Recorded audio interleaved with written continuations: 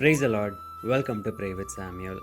பழைய ஏற்பாட்டில் வாசித்து பார்த்தீங்கன்னா அநேக இடங்களில் கர்த்தருடைய பிள்ளைகள் நிறைய போராட்டங்களை மேற்கொண்டாங்க. எத்தனையோ சேலஞ்சஸ், மனிதர்களுக்கு எதிராக மனிதர்கள், ராஜ்யத்திற்கு எதிராக ராஜ்யமும், எத்தனையோ முறை போராட்டங்களுக்குள்ளாக தான் அவங்க கடந்து வந்தாங்க. ஆனால் ஒரு வாட்டி கூட யாரையும் கர்த்தர் கைவிட்டதே கிடையாது. அவர்களுக்காக அவர்களோடு இருந்து கர்த்தர் யுத்தம் பண்ணினார்.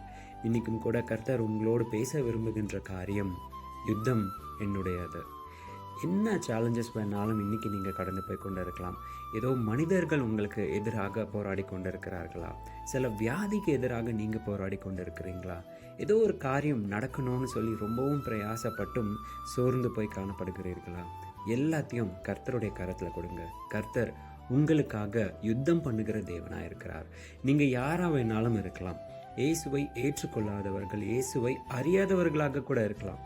ஆனால் முழு விசுவாசத்தோடு, இயேசப்பா எனக்காக நீங்கள் யுத்தம் பண்ணுங்க, இந்த பிரச்சனையிலேருந்து எனக்கு ஒரு விடுதலையை கொடுங்கன்னு நீங்கள் மனசார கேட்கும் பொழுது அவர் நிச்சயமாய் உங்களுக்காக போராடி வெற்றியை பெற்றுத்தர அவர் உண்மையுள்ள தேவனாக இருக்கிறார்.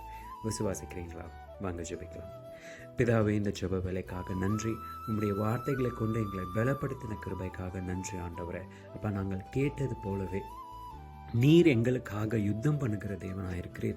இப்பொழுதும் கூட கர்த்தாவே, நாங்கள் கடந்து போய் கொண்டு இருக்கிற இந்த சூழ்நிலையில் ஆண்டவரே நாங்கள் சோர்ந்தவர்களாய் காணப்படுகிறோம். உம்முடைய கரத்தில் இது முதற்கொண்டு நாங்கள் ஒப்பு கொடுக்கிறோம் ஆண்டவரை. நீர் எங்களுக்காக யுத்தம் செய்து எங்களுக்கான காரியங்களை நீர் வாய்க்க செய்யும்படிக்காக நாங்கள் ஜெபிக்கின்றோம். மீட்பர் இயேசுவின் மூலம் ஜெபம் கேளும் எங்கள் ஜீவனுள்ள நல்ல பிதாவே. ஆமென். God bless you.